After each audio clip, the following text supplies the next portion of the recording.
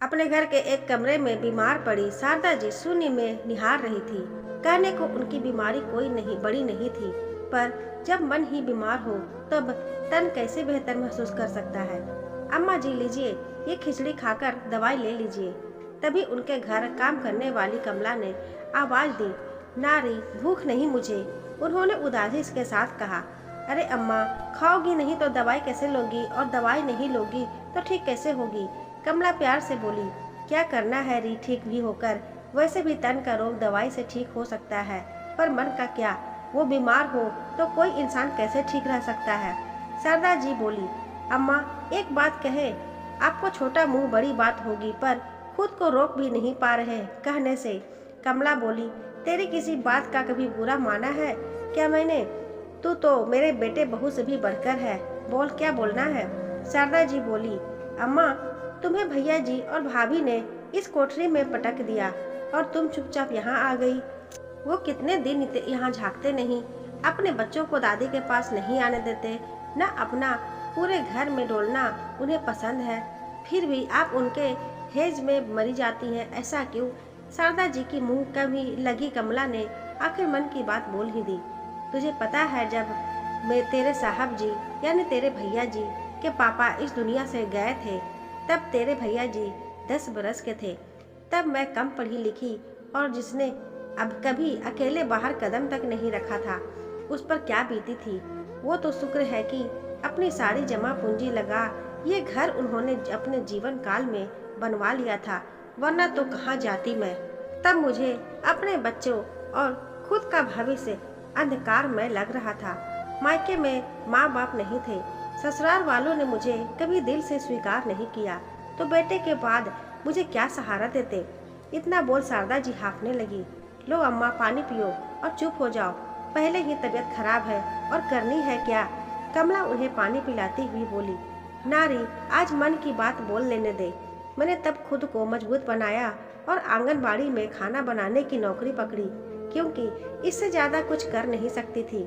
मैं ये इतना बड़ा घर का था तो इसको किराए पर दिया, जिससे ज़्यादा से ज़्यादा पैसा आए और मेरे राघव को किस चीज़ की कमी महसूस ना हो। जब घर से बाहर निकली तब पता लगा एक जवान विधवा का घर से बाहर निकलना भी आसान नहीं होता। खैर किसी तरह बच्चों को पाल रही थी, फाका कसी भी करती, जिससे उसकी सब जरूरत पूरी करने के साथ साथ उसके भविष्य के लिए भी जोर लगा सकूं। फिर वो बड़ा हुआ और पढ़ने के लिए पुणे चला गया। मुझे उस वक्त कितनी खुशी मिली थी कि अब कुछ सालों में मेरा बेटा मेरा सहारा बनेगा। उसकी शादी तक के ख्वाब देखने लगी थी मैं। शारदा जी इतना बोल अपने आंसू पोंछने लगी। हाँ, इसके बाद तो मुझे पता है, भैया जब पढ़कर नौकरी करने लगे तब उन्होंने साफ बोल दिया वो अपनी पसंद की लड़की से शादी करेंगे, और आपने भी बेटे की पसंद को अपना लिया। कमला बोली, हाँ री क्यों ना अपनाती, आखिर कलेजे का टुकड़ा है वो, मेरे उसकी खुशी में ही मेरी खुशी है। शारदा जी मुस्कुराते हुए बोली, पर क्या उनकी पसंद ने आपको अपनाया? ये कैसे रिश्ते हैं अम्मा जी, जहाँ बेटा माँ का त्याग भूल जाए, बहू सास को फालतू सामान समझ ले, और एक माँ मजबूर सी एक कोठरी में अपनी मौत की दुआ मांगे। अम्मा जी, सास भी तो माँ ही होती है। मैंने तो अपनी माँ से हमेशा यही सुना और अपनी सास को माँ का दर्जा भी दिया। आज भी मेरे घर में सबसे ज्यादा महत्व मेरी सास को दिया जाता है, ना कि पुराने सामान सा उन्हें अलग थलग डाल दिया जाता है। आप काहे सहती हो ये सब? कमला हल्के गुस्से में बोली, अपनी औलाद है, वो उससे क्या सिकवा करूं? वैसे भी सिकवा करने का फायदा भी क्या, जब वो खुद मुझे पुराना सामान समझने लगा है। शारदा जी फिर एक बार आँख के आंसू पोंछती हुई बोली, अम्मा जी, जब रिश्तों में स्वार्थ आ जाए तब वो खोखले हो जाते हैं, तब उनसे सिकवा नहीं किया जाता, बल्कि उन्हें उनकी औकात बताई जाती है और अपनी कीमत जताई जाती है। कमला ने कहा। तभी बाहर से शारदा जी की बहू ममता जी की आवाज आई तो कमला चली गई।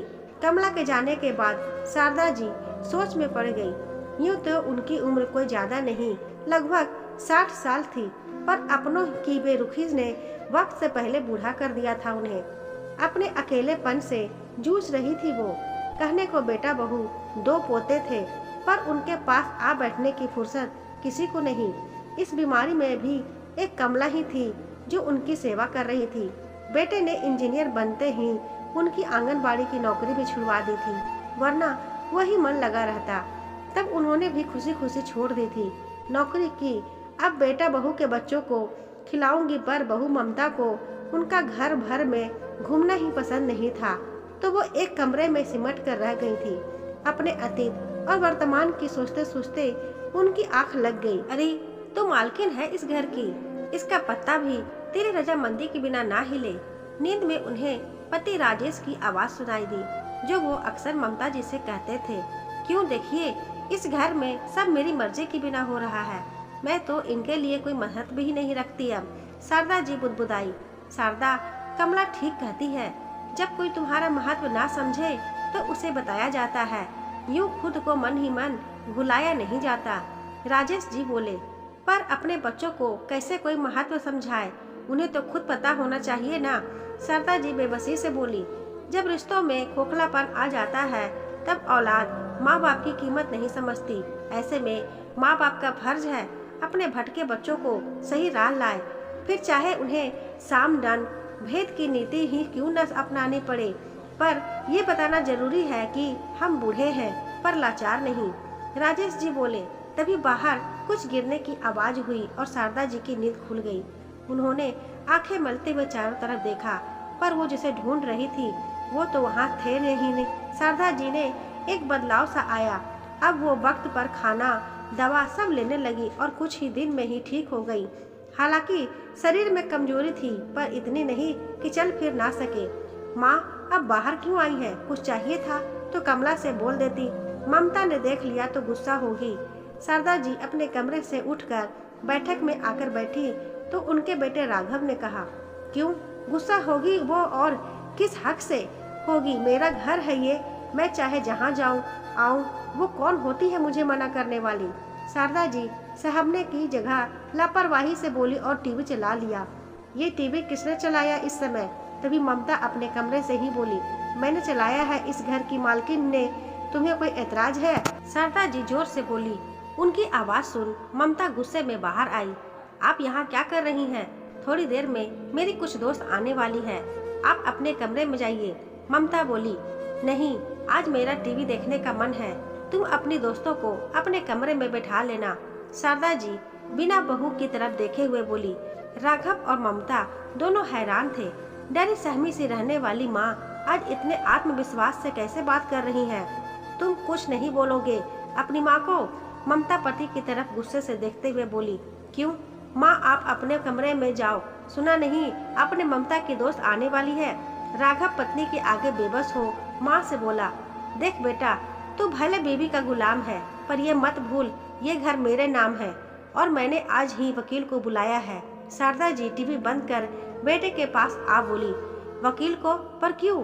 ममता और राघव दोनों चौंक कर बोले, अपनी वसीयत करने के लिए। शारदा जी वापस सोफे पर बैठती हुई बोली, वसीयत?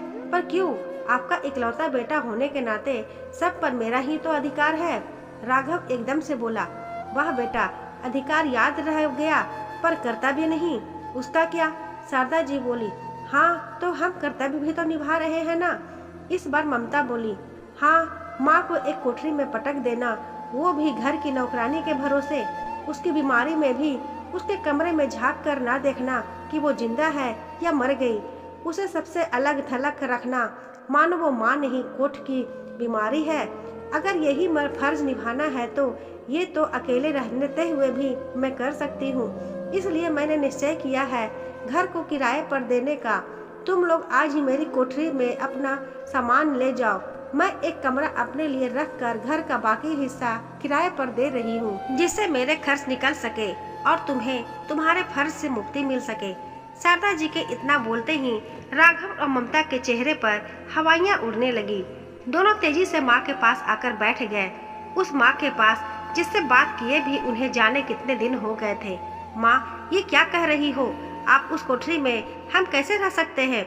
और आपको तो पता है आपका बेटा इंजीनियर है, उससे मिलने वाले आते रहते हैं, आपकी बहू की सहेलियाँ आती हैं, हमारी क्या इज्जत रह जाएगी?